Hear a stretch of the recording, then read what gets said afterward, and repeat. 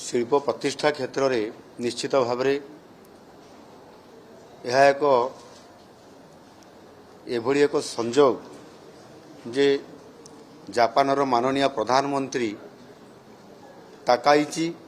एक उच्च स्तरीय प्रतिनिधि मंडल सहित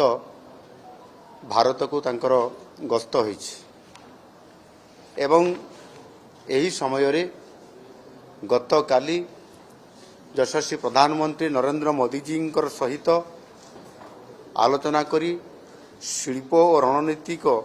सहयोग सहित विभिन्न क्षेत्र में 129 बुझामणा पत्र मध्य स्वाक्षरित होइछि। आज ठीक गोटे दिन पर आमे ओडिशा रे जापानर प्रतिष्ठित शिल्प संस्था जेपरिकी IHI एवं मित्सुबिशी सहित आमर सहयोग आरंभ होइछि। ये सब कंपनी सहित मेमोरेंडम ऑफ कोऑपरेशन आज ताहा स्वाक्षरित होइछि एवं यह निश्चित भाव में आम ओडिशा पई एक ऐतिहासिक दिन